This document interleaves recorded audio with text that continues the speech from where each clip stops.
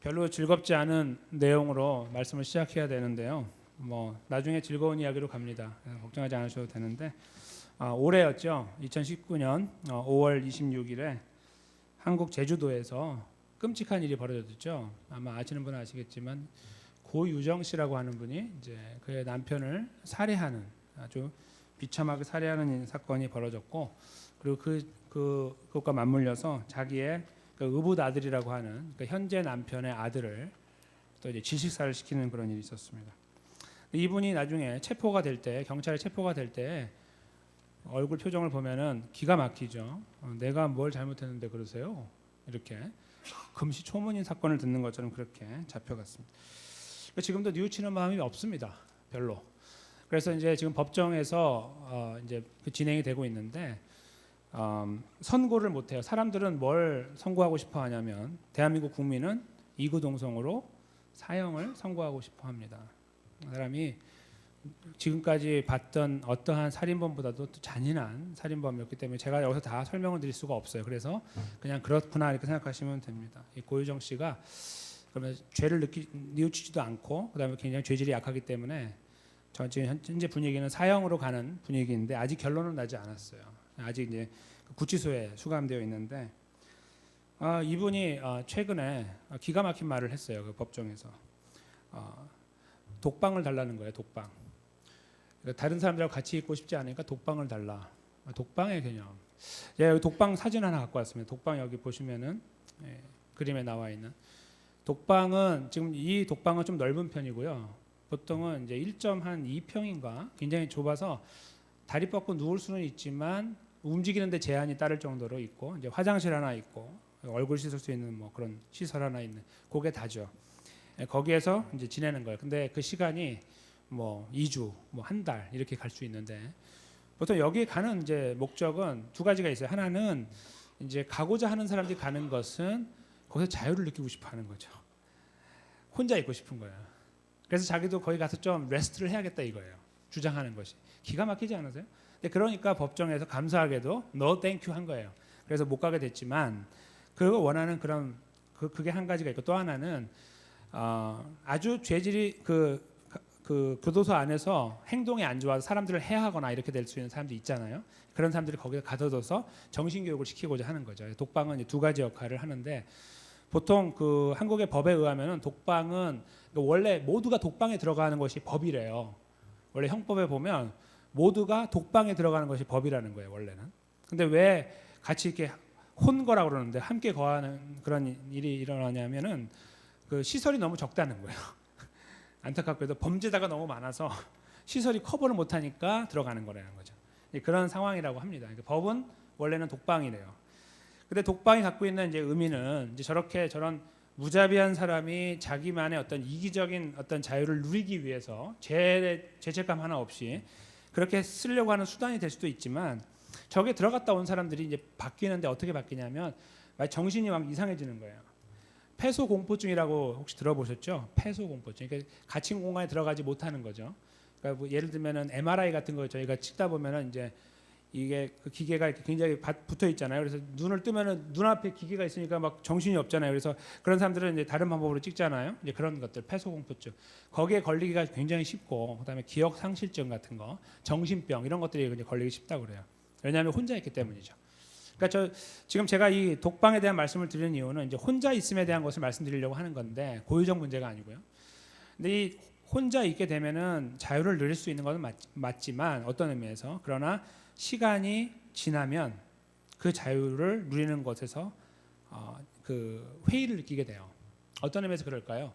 예를 들면 사람은 누군가 대화를 해야 되고 그렇죠? 뭔가를 생각을 나누어야 되고 뭔가 계획을 해야 되고 추진해 나가야 되는 어떤 그런 하나님이 주신 기본적인 욕구가 있습니다. 그렇죠? 그것을 아무것도 하지 못하는 거예요. 그러니까 결국은 뭐 매체 같은 거 예를 들어서 저는 독방에 들어가도 이것만 있으면 됩니다. 요거 전화기 하나만 있으면 됩니다. 뭐 맞겠죠. 근데 전화기가 없습니다. 그렇죠? 신문도 없고 아무것도 없어요. 거기에서 혼자 멍하니 앉아갖고 한 달, 두 달을 간다고 생각해 보세요. 사람은 미쳐버리는 거죠. 그러니까 죽게 되어 있는 거예요. 그렇게 정신병이 걸리게 되어 있습니다.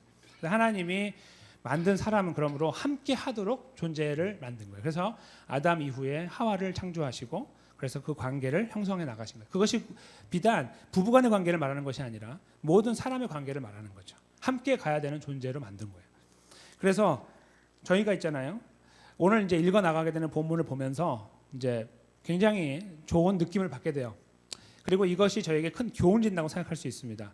아, 혼자 독처하고 독방에 사는 것이 아니라 이렇게 관계를 형성하고 살면 참 좋겠구나 하는 어떤 그런 로망스를 여기서 얻을 수가 있습니다. 로망을. 근데 그걸 저희가 한 걸음 더 나아가서 본문에서 말씀하고자 하는 하나님의 마음을 헤아리는 시간을 가지려고 합니다. 왜 그러냐면 저희는 참 외롭거든요. 그래서 같이 살고 있지만 아이러니하게도 독방에 안 들어가는데도 외로움을 많이 타거든요. 가을이라서가 아니고요. 그럴 때가 있어요. 그렇지 않으신가요? 다 군중 속에 있는데 너무 외로운 거예요. 나 혼자라는 느낌이 받을 때. 그럴 때가 있어요. 그렇죠? 그런 때가 있기 때문에 이 본문의 말씀을 이해하는 방법이요. 굉장히 인간적인 방법으로 접근할 때가 있다는 거예요. 그런 부분에 대한 실수를 범하지 않고 저희가 조금 더 말씀의 의미를 찾는 시간을 가지려고 해요. 그래서 누구에게나 여기에 정말 혼자 계신 분이라 할지라도 여기에 혼자 계신 분이라 할지라도 이 말씀이 바로 내 말씀이라고 할 수 있는 하나님의 음성을 들을 수 있는 어떤 기대감을 가지면서 이 말씀 속에 들어가 저의 외로움을 하나님께 아뢰고 위로를 받는 그런 시간을 갖기를 원합니다. 우리 말씀 내용을 잠깐 보시면 저희가 오늘 읽은 본문은 원래는 19절부터 읽어야 되지만 시간상 제가 생략을 해서 가장 중요한 부분만 잘라놓은 것입니다. 그래서 잠깐 앞의 내용을 말씀드리면서 본문을 설명을 드리겠습니다. 24절로 오기 전에 19절부터의 내용을 보면 이렇습니다. 저희가 한 3주 전에 들었던 말씀을 기억하시겠지만 믿음 좋은 3명의 젊은이들이 느부갓네살 왕이 세운 신상에 절하지 않고 본인의 믿음을 지키려는 발버둥을 쳤습니다. 그리고 이제 그 결과로 죽을 뻔했지만 한 번 기회가 주어져서 왕이 회유하는 회유책을 펼쳤습니다. 그래서 한 번 더 하면 내가 한 번 기회를 줄 테니까 이번에 한 번 더 하면 내가 너에게 생명을 주겠다. 너를 죽이지 않겠다 이렇게 하는 그런 회유 앞에서 그들의 반응이 굉장히 단호했죠. 대답할 필요가 없다라고 반응을 했던 걸 기억하실 것입니다. 그렇죠? 그거에 대해서 굉장히 화가 난 느부갓네살은 기존의 역사 속에 기록되어 있지 않는 일을 합니다.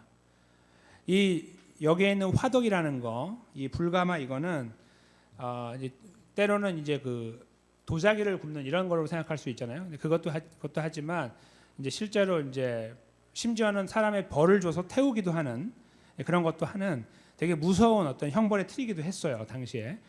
근데 그 안에서 보통 타고 있는 그 불 자체가 이미 벽돌을 구워내고 하는 그런 거라면은 굉장히 뜨거워야 되죠. 근데 그걸 7배로 했다는 말을 성경이 적고 있어요. 그러니까 그 7배가 뜨겁다는 것을 실제로 증명하기 위해서 한 것은 성경이 기록하고 있는 것은 이 젊은 3명을 묶어서 던지기 위해서 끌고 가는 와중에 그들을 데려가는 건장한 사람들이 불에 타 죽었죠. 들어가기도 전에. 그러니까 저희가 성경을 읽을 때 그냥 자연스럽게 떠올리는 건 뭐냐면 당연히 던진 사람들은 죽었을 거예요. 그렇죠? 여기에서 던지려고 한 사람이 죽었으니까 던지는 순간부터 다 탈 거 아니에요. 들어가는 순간까지 쭉 타 들어가서 딱 떨어지는 순간 재가 되는 뭐 이런 그림을 연상하는 것이 맞아요. 그 정도로 뜨거웠다는 것을 기억하셔야 됩니다. 그것이 본문에 나와 있는 그 배경이 돼요. 그런 상태에서 던져졌거든요. 근데 오늘 이제 던진 다음에 나타나는 현상이 바로 24절에 기록되어 있는데 한번 보십시오. 그때 딱 이제 상황에서 느부갓네살이 거기 주목을 하고 있어요. 딱 바라보고 있는데 놀라 급히 일어났어요. 그리고 모사들은 이제 카운셀러라고 영어로 이제 하는데 자기의 의견을 이렇게 묻고 답을 얻는 사람들이죠. 우리가 결박해서 불 가운데 던진 사람이 3명이 아니었느냐 이렇게 물어봅니다. 그들이 대답하죠. 맞습니다. 이렇게 말을 하죠. 그러니까 25절에 왕이 또 말합니다. 내가 보니 결박되지 아니한 4사람이 불 가운데로 다니는데 상하지도 아니하고 그 넷째의 모양은 신들의 아들과 같다 이렇게 쓰고 있습니다. 지금 여기에 저희가 이 한국어로 이렇게 보시면은 이 흐름 속에서 이게 옆에 있는 사람들 다 봤을 것 같잖아요, 그렇죠? 왕도 보고 옆에 있는 사람들이 굉장히 많이 모여 있었어요. 이따가 보시면 나오지만 굉장히 많은 사람들이 모여 있었으니까 그 불 속에 보니까 3명 말고 또 하나가 있다는 것이 이렇게 보였다고 느껴질 수 있잖아요. 근데 그렇지 않았어요. 원래 원어는 누가 보고 있는 거냐면 느부갓네살 왕만 보고 있는 거예요. 그러니까 느부갓네살의 눈에만 보인다는 거예요. 아시겠죠? 그래서 물어본 거예요. 그리고 그 사람들은 답을 할 때 그러겠죠. 아니 왕이야 무슨 말을 하십니까? 속으로 그러겠죠. 세 명이잖아요. 저기 세 명. 1, 2, 3 안 보이세요? 이렇게 말하겠죠. 근데 본인의 눈에는 하나가 더 보인 거예요. 그게 이제 여기 본문에 나와 있는 이야기입니다. 그래서 그 풀 안에서 사람들이 결박이 다 풀어졌겠죠. 왜냐하면 다 녹았으니까. 그리고 왔다 갔다 하고 있는 것을 보았다는 거예요. 25절에. 그리고 그 네 번째는 사람이라고 안 쓰고 있죠. 네 번째는 사람이라고 안 해요. 네 번째 사람이라고 안 하고 뭐라고 쓰냐면 넷째의 모양은 보이기에 그런 말이죠. 신들의 아들과 같다. 이렇게 표현하고 있는 것입니다. 그래서 이것은 신들의 아들이니까 만약에 이게 신, 참신 하나님이라고 하면 예수 그리스도를 말할 것입니다. 그렇죠? 그렇게도 저희가 표현합니다만 거기까지 나가지 않더라도 지금 되게 특별한 존재가 그들과 함께 있다라는 것을 여기서 저희가 감지할 수 있는 것입니다. 그런 상황 속에 있습니다. 거기에서요 느부갓네살이 혼자 보고 있잖아요. 그 사람이 막 이걸 참지 못하는 거예요. 그래서요 저 앞에 뛰어가서 그 퍼니스 그러니까 그 불가마로 가면 어떻게 돼요? 잘못하면 죽잖아요. 좀 뜨거우니까. 그런데 여기 보면 뛰어가요. 걸로 26절에 느부갓네살이 극렬히 타는 지금 계속 타고 있는 풀무 아구 가까이 갔어요. 입구까지 갔다는 거예요. 저 문 앞까지 가서 대화가 될 정도로 가까이 간 거예요. 굉장히 위험한 일을 하는 거예요. 왜요? 궁금하니까 저게 뭐지라고 알고 싶고 죽지 않고 있으니까 그것이 이해가 되지 않으니까 달려간 거예요. 그래서 이렇게 말합니다. 지극히 높으신 하나님의 종 사드락 메삭 아벳느고야 나와서 이리로 오라 이렇게 말을 해요. 그동안에 본인이 인정한 신은 자기가 믿고 있는 마르둑이라는 신이죠. 오직 그것이 그 바벨론 그 지역을 다스리는 신의 최고인죠. 그것만 믿고 있는 그가 여기에서 지금 하나님의 이름을 부른다는 것은 있을 수 없는 일이에요. 근데 그는 일단 여기서 하나님을 불렀습니다. 그리고 그 종 사드락 메삭 아벳느고야 이렇게 불렀어요. 정확하게 말씀드리면 여기서 말하는 하나님은 저희가 말하는 하나님은 아니에요. 그냥 신이라는 말이에요.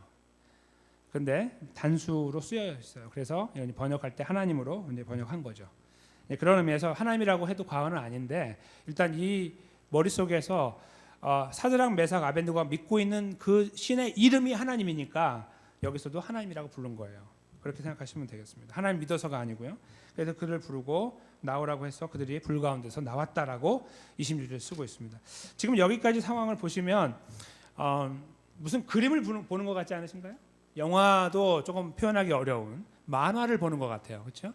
불이 타고 있는데 그리고 7배나 뜨겁게 했으니까 철도 녹일 줄 모르는데 그렇죠? 거기에 사람이 들어갔으면 이미 가루가 되는 것이 맞는데 살아있다고 할 때에 그 자체가 이상한데 거기에 한 명이 더 있어요. 이상한 존재가. 그거를 보고 있는 그 느부갓네살은 얼마나 두려웠겠냐 이거예요. 그렇지 않으셨겠어요? 제가 만약에 느부갓네살은 굉장히 두려웠을 것 같은 거예요.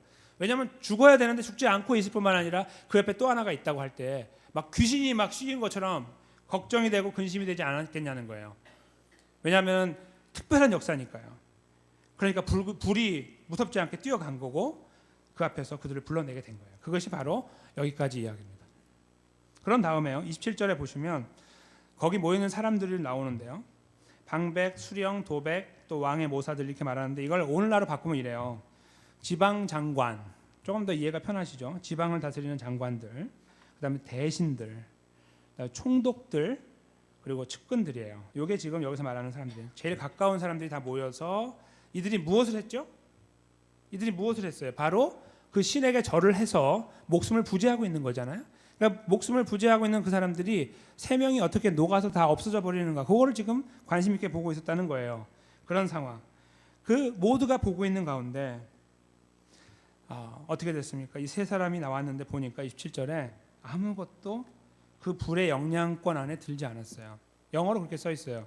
그 불의 영향권 안에 그들을 집어넣지 못했다 그렇게 쓰고 있어요. 재밌죠 표현이? 그러니까 털 하나 그슬리지 않았다 이렇게 쓰고 있는 거예요. 거기 보시면은 몸을 헤아지도 못하고 머리털도 그슬리지 못하고 고이빗이라는 것은 이제 옷을 말하는데요. 지금 그들이 입고 있는 거예요. 그다음에 불탄 냄새도 없다. 여기에서 고이빗이라는 게 저에게 말해주는 되게 중요한 이야기가 한 가지 있어요. 그게 뭐냐면 오늘 여기서 벌어지는 일이요. 너무너무 급박하게 이루어졌다는 거예요. 지금 저희가 앞에 내용하고 연결해서 이해하시면 되겠는데요. 느부갓네살이 그렇게 막 화가 나서 이 세 명을 잡아 죽이려고 하는 그런 시간이 너 한 번 더 기회를 줄 테니까 해봐라 이렇게 했을 때 그 세 사람이 그러면 뭐 하겠습니다 이렇게 말한 게 아니라 대답할 필요가 없습니다 안 하겠습니다 이렇게 할 때 그 화가 막 치밀어 오를 거 아니에요. 이렇게 막 화가 치밀어 오르는 이 다혈질적인 사람이 확 올라왔을 때 내가 오늘은 화가 나지만 참고 내일 하자 이렇게 한 게 아니고 그 자리에서 즉결 심판을 한 거예요. 그래서 이 고이라는 거는 그들이 입고 있는 정장을 말하는 거예요. 왕 앞에 올 때 입는 그 옷, 그걸 말하는 거죠. 그러니까 그 옷을 갈아입을 틈도 없이 그냥 잡혀갖고 던져진 거예요. 그렇게 굉장히 무서운 시간이죠. 그 시간을 여기서 이 고이라는 것이 설명을 해주고 있는 거예요. 급하게 돌아가니 그 심판의 끝자락에 이들이 있는 거예요. 근데 죽지 않고 나와 있어요. 사람들이 놀래요. 왜요? 불의 영향권 안에 들어가지 않았기 때문입니다. 이것을 놓고 여기서 28절과 29절은 결론적인 이야기인데요. 아주 재밌고 흥미롭고 동시에 저희들의 마음이 푸근해지고 또 넉넉해지는 답을 하죠. 그것은 이방 왕, 이렇게 막 다혈질적인 느부갈네살이라는 왕이 기가 막힌 말들을 하는 거예요. 이제 28절을 보시면 사드락 메삭 아벳느고의 하나님을 찬송하자.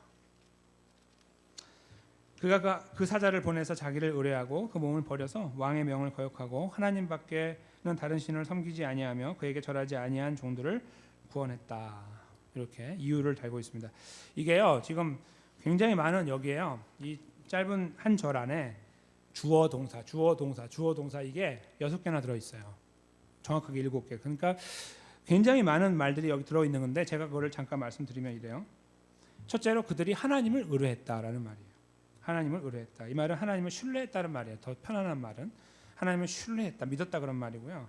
두 번째는 왕의 명령을 거역했다 그런 말이에요. 그 다음에 세 번째는 자신의 몸을 버렸다 그런 말이에요. 여기 오늘 본문에 보면은 그 몸을 버려서 이렇게 돼 있잖아요. 그 몸을 버려서 그 말이에요. 그러니까 지금 순서가 이렇게 돼요. 하나님을 의지했고요. 하나님을 신뢰하니까 그 표로 왕을 거역한 거예요. 두 개를 신뢰할 수 없으니까 하나님을 신뢰하니까 왕을 거역한 거예요. 그것이 하나고요. 두 번째로 그들이 한 거는 몸을 버려버린 거예요. 몸을 다 버려버렸어요. 기대하지 않고 아무것도 남기려고 하지 않았어요. 네 번째는 뭐냐면 하나님만 섬긴 거예요. 이거 누가 말하고 있는 거죠? 느부갓네살 왕이. 그리고 마지막에 다른 신을 섬기지 아니하였다. 다른 신에게 절하지 아니하였다. 이렇게 6가지를 말하고 있는 거예요. 하나님을 신뢰하는 자의 그림이 이렇게 나오는 거예요. 하나님을 신뢰하니까 다른 것을 섬기지 않고 자기의 몸을 귀한 것으로 여기지 않고 그 다음에 하나님만을 섬기면서 다른 신을 섬기지 않았다. 이렇게 설명을 하고 있는 거죠. 근데 이거를 느부갓네살 왕이 말하고 있다는 것이 기가 막힌 거예요. 이게 꼭 이제 저희가 어떤 만화책이나 아니면 영화를 본다면 이게 어떤 그림이냐면 하나님을 막 핍박하고 싫어하던 사람이 하나님 편에 선 거예요. 하나님의 대변인이 되어 있는 거예요. 하나님의 편에 서서 이들을 위해서 말을 해주고 있는 거예요. 마치 재판정에서 이 3명이 벌을 받았다가 살았는데 그 앞에 서서 왕이 그 옆에 서서 이들이 왜 여기 있는 줄 아니? 하면서 이들을 변호하고 있는 거예요. 이 내용이 반대편에 서서 막 화가 나서 아직도 화가 막 치밀어 오르는 것을 견디지 못할 정도로 막 뭔가를 막 때려 부수고 해야 되는 사람이 지금 하고 있는 것은 그들의 옆에 서서 이들을 변호하고 있다고요. 하나님의 위대하심을 노래하고 있는 거예요. 그것이 여기서 지금 기록되어 있는 이 분위기예요. 하나님의 대변인이 된 거죠. 그것이 한 가지 정말 기가 막힌 일이고요. 그 다음 이야기는요. 이것을 마치 도장을 찍는 것과 같아요. 29절이죠. 그러므로 내가 이제 조소를 내린다. 성경의 조소라는 말은 이 앞에 나오는데요. 사실 시대적으로 보면 이게 첫 번째예요. 제일 처음. 성경에 처음 나오는 조소라는 단어는 바로 느부갓네살이 한 거예요. 누구 때문에요? 이 3명 때문에. 여기 나오는 내용을 보세요. 조소라는 건 법으로 만들어 버리는 거예요. 뭡니까? 각 백성과 각 나라와 각 방언, 다른 말을 하는 그 어떤 사람이라도 사드락 메삭 아벳느고의 하나님께 설만이라는 말은 경솔히 그런 말이에요. 경솔히 가볍게 함부로 말하는 거예요. 함부로 말하면 그 몸을 쪼개고 이 몸을 다 쪼갠다는 것, 다 사지를 다 잘라낸다 그런 말이에요. 그리고 집으로 걸음터를 삼겠다 이렇게 말을 하고요. 거기에 마지막에 결론적인 표현이 나옵니다. 왜냐하면 이같이 사람을 구원할 다른 신이 없기 때문이다. 이렇게 말합니다. 여러분, 이 스토리를 이렇게 저희가 읽어 나갈 때 여기서 막 경외감이 드시지 않으신가요? 놀랍지 않으세요? 불에서 타 죽지 않은 사람도 대단한데요. 거기에 다음에 반응하는 느부갓네살이라는 이 다혈질적인 왕이 변화가 되고 그가 하나님 편에 서 있는 것처럼 보이고 그리고 하나님을 위하여 이 세 사람을 위해서 이런 법을 만들어요. 하나님의 입을 함부로 입에 오르락 내려가면은 사지를 다 잘라서 처형을 하고 집을 걸음토로 만든다. 근데 그가 그 입에 달고 있는 내용이 있어요. 이는 마지막에 나와 있는 아까 말씀드렸죠. 이같이 사람을 구원할 다른 신이 없기 때문이다. 그의 머릿속으로 그 상식으로 경험으로 역사의 모든 데이터를 봤을 때에 이런 일이 벌어지지 않았기 때문이다. 그것이 이 느부갓네살 왕이 조소를 만드는 이유가 되는 거예요.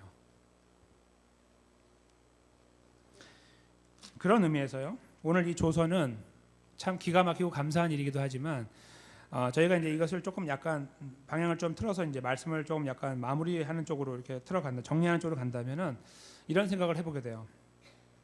이 느부갓네살 왕이 여기서 한 일이요, 여기서 이런 기가 막힌 일이 왜 이루어졌느냐에 대한 이제 원인을 찾는 거예요. 본문에 나와 있는 걸 놓고 볼 때 왜 그렇게 했죠? 그는 느부갓네살은 기가 막힌 것을 본 거예요. 여기 계신 분 중에도 사람이 죽었다 살아난다거나 죽어야 되는데 산다거나 뭔가 그런 것들을 바라보실 때 자동차에 치였는데 차가 부서지고 사람은 산다거나 뭐 이런 것들이잖아요. 그런 걸 보실 때 거기에서 놀라지 않으실 분 계십니까? 그리고 거기에서 뭔가 그 특별한 힘에 대해서 당신 어떻게 된 겁니까? 혹시 교회 다닙니까? 절에 다닙니까? 혹시 이슬람입니까? 이런 것들을 물어보지 않겠어요? 그런 어떤 신비한 어떤 능력에 대한 경외심을 갖지 않겠냐는 거예요. 지금 여기에서 느부갓네살이 하고 있는 이 내용은 뭐냐면 하나님을 믿겠다, 하나님은 나의 하나님이다 그런 고백이 아니고요. 위대한 일을 보니 자연스럽게 나오는 인간의 반응이었어요.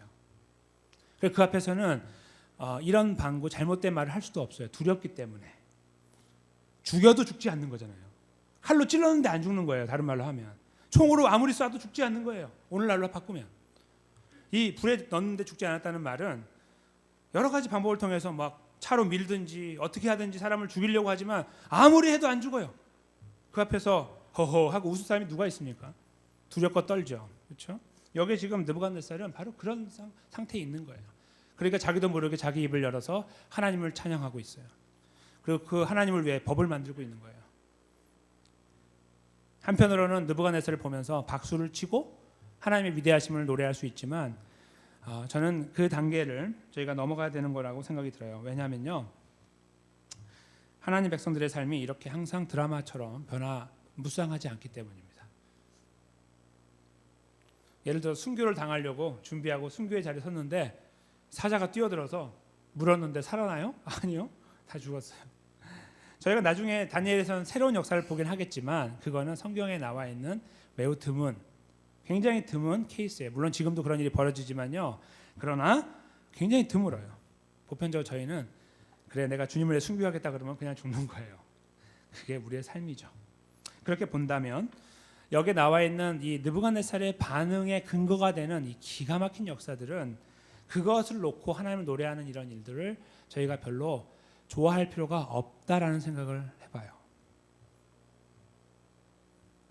그리고 좋아하시면 안 돼요. 다음 단계로 저희가 나가볼까요? 여기 본문에서 말씀하고 있는 또 하나의 내용이 있는데요. 그것은 이 세 친구예요. 다니엘의 세 친구.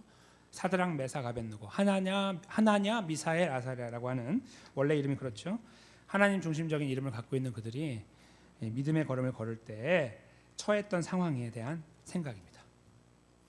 이들이 어렵고 힘들고 급작스러운 일을 만나서 걸어갈 때에 한 명이 아니었다는 사실 참 감사하죠. 그렇죠? 한 명이었으면 힘들 텐데 세 명이니까, 그렇죠? 손을 꽉 잡고 서로, 그렇죠? 우리는 절대 배신하지 말자. 이를 깨물면서, 이를 악물면서 같이 서로 격려하면서 이 결심을 했을지 모르겠죠. 그렇죠? 함께 했기 때문에 오는 어떤 유익이 여기서 보인다고 말할 수도 있습니다. 함께 했기 때문에. 친구들과 있으니까, 좋은 친구들이. 저희가 있잖아요. 이 내용을 생각하면서 이런 생각을 많이 합니다. 하나님 감사합니다. 내 옆에 좋은 친구들이 많아서요. 하나님 감사합니다. 내 옆에 좋은 찬양대원이 많아서요. 하나님 감사합니다. 내 옆에 좋은 성도들이 많아서요. 하나님 감사합니다. 내 집에 좋은 식구들이 많아서요. 하나님 감사합니다. 내 이웃이 참 좋아서요. 이렇게요. 그래서 거기에서 함께 한다는 것에 의미를 찾으려고 많이 해요. 의미가 있어요. 그렇죠? 의미가 있어요. 그것도. 여기 이 세 사람이 걸어가는 걸음 속에도 의미가 있을 것이니까 서로 손을 붙잡고 갔겠죠. 어떤 의미에서. 그래서 거기에 저희가 많이 생각을 둬요. 왜냐하면 아까 제가 잠깐 서두에 말씀드린 것처럼 저희가 외로울 때가 많거든요. 그러니까 저희들의 시선을 잡고 사람에게 두려고 하는 거예요.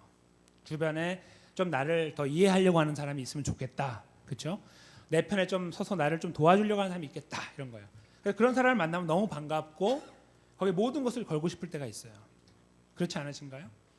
특별히 외롭고 힘든 시간을 지나갈 때 나는 기대하지 않은 어떤 사람이 와서 내 손을 잡아줄 때 너무너무 고맙고 감사해요. 그렇죠? 그래서 우리는 사람에 대한 생각을 참 많이 합니다. 우리도 모르게. 그리고 그런 사람들 만나면 굉장히 좋은 거예요. 기쁘고 소망이 되는 거예요. 위로가 되고. 오늘 본문에서요. 만약에 본문의 메시지가 하나님께서 말씀하시려고 하는 것이 이 두 번째 있었다. 첫 번째 뭐 기적을 이루는 것에 있는 것이 아니고 두 번째 사람과 함께한 좋은 사람과 함께하는 것에 하나님 관심이 있었다고 하면 오늘 본문의 내용에서 이렇게 설명을 해야죠. 그들이 그 어려운 시간을 지날 때 믿음의 친구들이 함께 도와가며 그 길을 걸었더라. 이렇게 써야 맞아요. 성경은 그런 것들을 쓰고 있거든요. 항상 자세하게 쓰잖아요.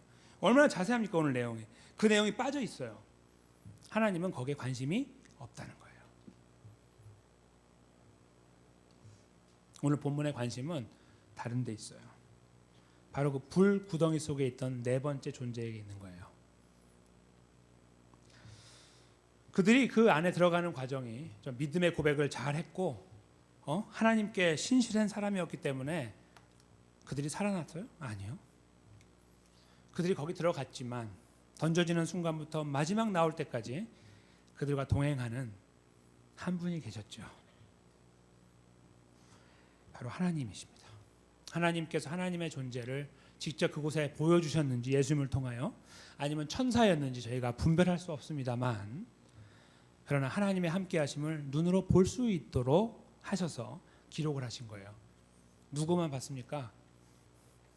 느부갓네살 왕만 봤어요. 여기 본문 안에서 이 사실을 알고 있는 사람은 딱 4명밖에 없는 거예요. 사드락, 메삭, 아벳느고하고 왕. 그렇죠? 그리고 더 이상 묻지 않아요. 그러니까 모르는 거예요. 만약에 왕이 그런 이야기를 하면은 미치광이 취급을 받을 수 있어요. 거기서 자기만 보이는데, 그렇죠? 그러니까 물어봤을 때 저기 몇 명 넣었지 했을 때 3명이라고 하지 않고 몇 명은 가만히 있어보세요. 저기 하나가 더 있는 것 같아 이렇게 말을 해야죠. 근데 분위기가 어떻게 돼요? 예, 맞습니다. 3명입니다. 이렇게 할 때 거기서 아니야 하나 더 있어라고 하는 말 자체가 가져오는 부담감이 얼마나 크겠습니까? 그렇죠? 그냥 혼자예요, 혼자. 그걸 통해 하나님께서 그가 봄으로써 이 본문을 쓰게 한 거예요. 그가 못 봤으면 다니엘의 세 친구만 알고 있었으면 여기 쓰지 못하잖아요. 그렇죠? 그러면은 그냥 기적이 일어난 거예요. 그냥 들어갔는데 기적이 일어나서 나온 거예요. 아무것도 그냥 대단한 일이 벌어진 거예요. 그리고 믿음의 사람 3명이 함께 들어가서 나온 거예요. 너무너무 잘 됐죠. 근데 본문은 굳이 거기에 하나님의 분신과 같은 하나의 존재를 넣어놔서 셋만이 아니었다라는 것을 강조하고 있는 거예요. 그들이 거기에서 버티고 이겼기 때문에 생명을 부지한 것이 아니라 하나님께서 그들과 함께 하셨기 때문에 그들이 그 걸음을 마무리 지을 수 있었다. 불도 그들을 덮지 못했다라고 성경이 쓰고 있도록 하신 거예요. 그것이 오늘 본문에서 저희가 가려내야 하는 핵심이 되는 것입니다. 대단한 역사도 아니고 친구도 아니에요. 예수 그리스도 우리의 구원자 되시는 하나님이신 것입니다. 근데 저희도 모르게 아까 첫 번째 말씀드린 대단한 역사에 대해서 기대하는 마음이 많고요. 첫째로, 둘째로 옆에 있는 사람에 대한 기대감이 많아요.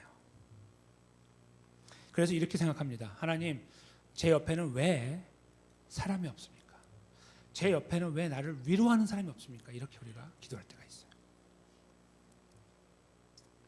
이 일을 해야 되는데 왜 나를 도울 사람이 없습니까를 말할 때도 있어요. 내가 곤궁에 처했는데 왜 나에게는 손을 내미는 사람이 하나도 없어서 내가 이렇게 비통한 가운데 있게 합니까? 이런 거죠. 저희가 있잖아요. 엄청난 기적의 역사를 구하고 살아가지 않는다 할지라도 두 번째 케이스에서 우리는 자꾸 머물러 있고 싶어요. 그런 사람이 있으면 좋겠고 나를 도와주면 좋겠으니까요. 내가 눈물을 흘릴 때 적어도 내 옆에 한 명이라도 있으면 좋겠다 이런 거잖아요. 혹시 내가 눈물 흘릴 때 내 옆에 사람이 있어서 만족하시는 분도 계시겠지만 그렇지 않은 분이 얼마나 많으신가요? 여기에. 제가 여기에서 제가 살아가면서 혼자 눈물 흘리는 것이 얼마나 많겠습니까? 저 또한 나누지 못하는 것들이 많아요. 그렇죠? 바로 그런 것들. 그런 거 기도할 때 그걸 도대체 어디다 하는 거예요? 거기 어디다가? 그 사람에게 하는 겁니까? 사람도 없는데? 나눌 수도 없는 문제인데? 그래서 저희가 첫 번째 기적의 역사를 막 추구하는 사람은 아니라 할지라도요. 이 두 번째 사람을 의지하려고 하는 마음에 많이 매어 있게 돼요. 오늘 본문은 그러한 저희들의 마음에 이렇게 위로를 줄 뿐만 아니라 방향을 잡아주고 있는 거예요. 윽박지르면서 방향을 트는 것이 아니라 우리의 방향을 조용히 서서히 이렇게 터치해서 한쪽을 향해 가도록 도와주고 있는 거예요. 누굴 향해 가도록 도와주고 있습니까? 하나님을 향해 가는 거예요. 그 하나님이요. 본문에 나와 있는 하나님이 함께 하심이 즐거운 자리에 파티하는 자리에 함께 하는 것이 아니라 죽음의 자리에 함께 했죠. 대충 어려운 자리에 매를 맞는 힘든 자리에 함께 한 것이 아니라 죽음 자체와 같은 불구덩이 속에 함께 했어요. 하나님의 함께 하심은 그래서 우리를 구원하기 위한 함께 하심이라는 것을 알게 돼요.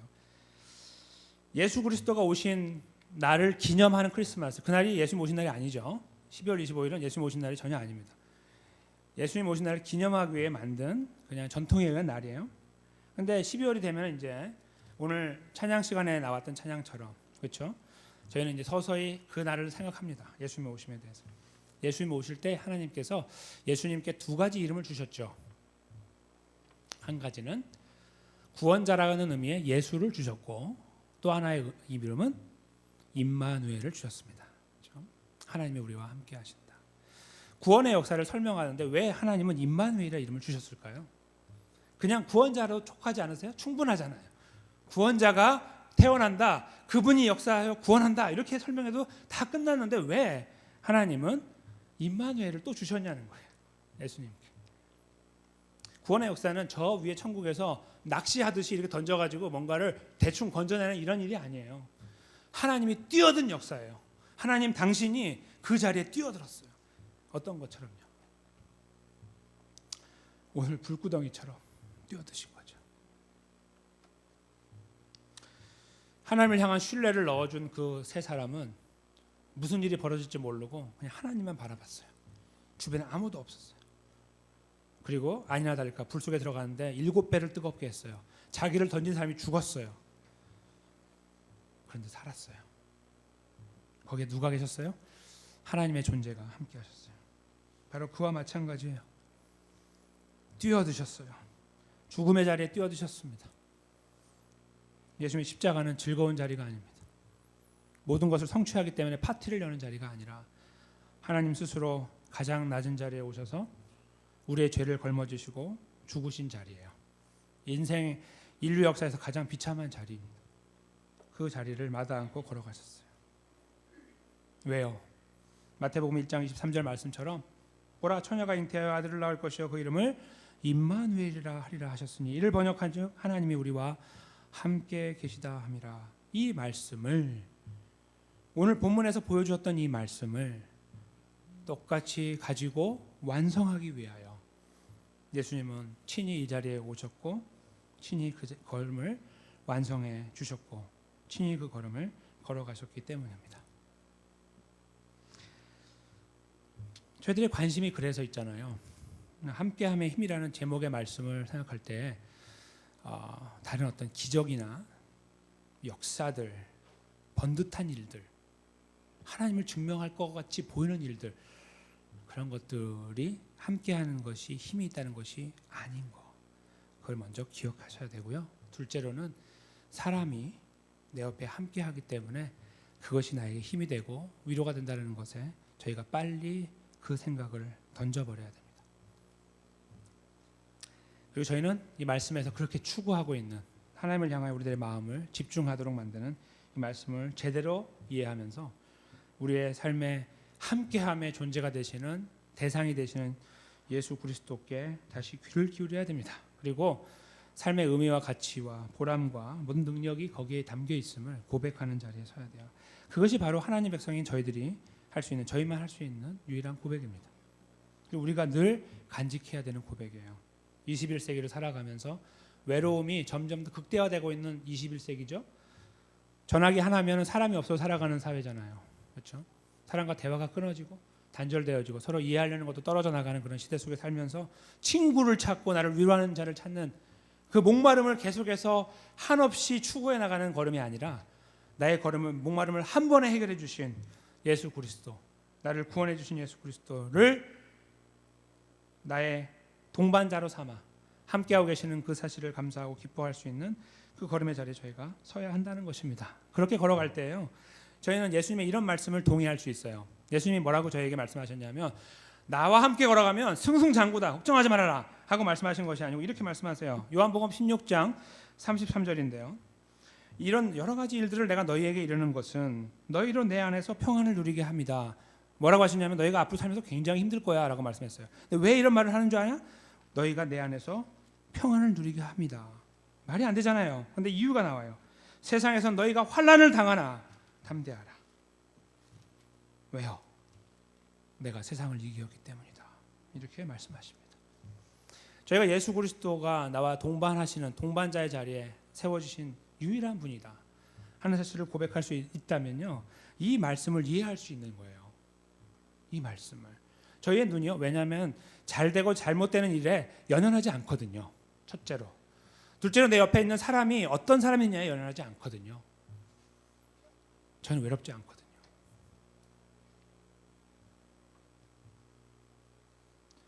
외롭지가 않아요. 항상 계시니까, 항상 내 기도를 들으시니까, 내 걸음을 책임지시니까, 인도하시니까요. 그래서 이 말씀을 동의할 수 있어요. 그렇죠. 주님이 세상을 이기셨잖아요. 내가 끝까지 승리할 수 있도록 도와주세요라고 주님을 의지하게 돼요. 이런 사람들이 하는 고백이 있어요. 이런 사람들만 하는 고백이 사도 바울을 통해 이미 한번 고백되은 건데 저희가 같이 답습해야 되는 고백입니다. 빌립보서 1장 20절에서 21절인데 제가 읽어드리겠습니다. 나의 간절한 기대와 소망을 따라 아무 일에든지 부끄럽지 아니하고 오직 전과 같이 이제도 온전히 담대하여 살든지 죽든지 내 몸에서 그리스도가 존귀되게 하려 하나니 이는 내게 사는 것이 그리스도니 죽는 것도 유익함이니라. 아멘.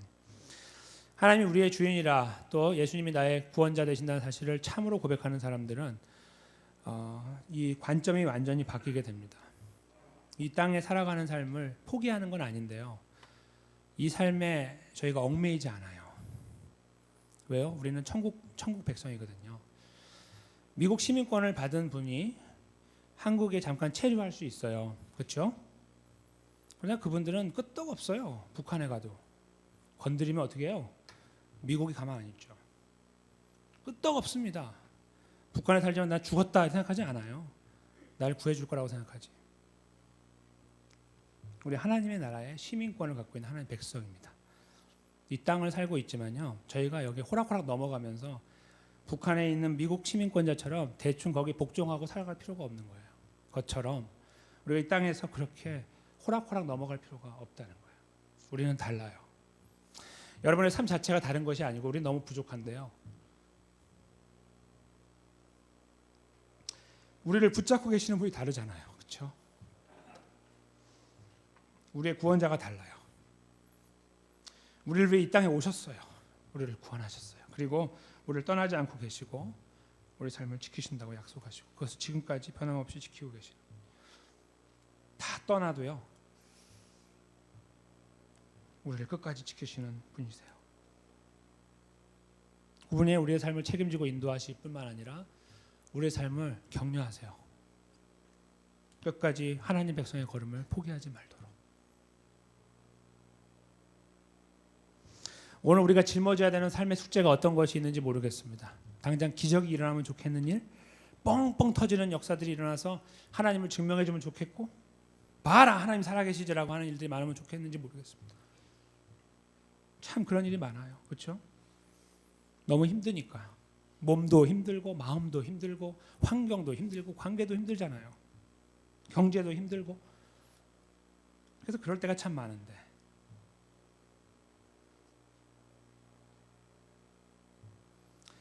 누군가 내 옆에서 그런 나를 좀 보살펴 주면 좋겠는데,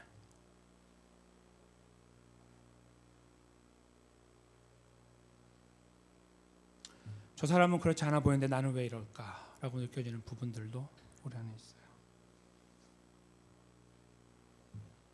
우리는 그 둘 사이에서 빨리 벗어나서요, 내가 무엇을 잘못했으니까 라는 이상한 생각이 아니고요, 또 한 분 계시잖아, 또 한 분 계시잖아 라고 말씀은 이 말씀의 음성 앞에 서야 됩니다.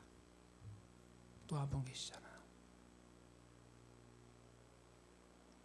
유일한 한 분 계시잖아, 예수 그리스도 계시잖아, 우리 안에 계시잖아, 당신 안에 있잖아 라고 하는 이 말씀에서 나오는 잔잔한 음성을 저희가 귀담아 들었으면 좋겠습니다. 그리고 이 말씀이 저희 마음속에 파고 들어와서, 우리 영어로 말할 때 value라고 하는 말은 가치라는 동사도 명사도 되지만 가치를 부여한다는 동사도 되거든요.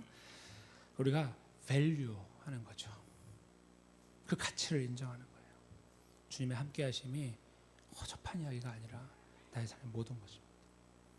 그래서 우리가 다시 고백하고 인정할 수 있을 때, 오늘 본문의 역사가 우리 안에서 새롭게 상상하는 방법이 아닌 상상하지 못하는 방법으로 우리에게 주어질 거라고 믿어요. 그리고 그것은 저희로 하여금 다시 일어날 수 있는 무릎에 힘을 넣어주고 생각을 리프레시 시켜줘서 다시 하나님의 사람으로 이 땅을 살아갈 수 있도록 우리에게 소망과 위로와 격려를 동시에 허락하여 주시는 말씀이 될 거라고 믿습니다. 저는 이 자리에 예수 그리스도를 다시 신뢰하고 의지하면서 포기하지 않고 그 자리에 견고하게 세워져서 이 걸음을 오늘도 뚜벅뚜벅 걸어가게 되시기를 주님의 이름으로 간절히 축원합니다. 함께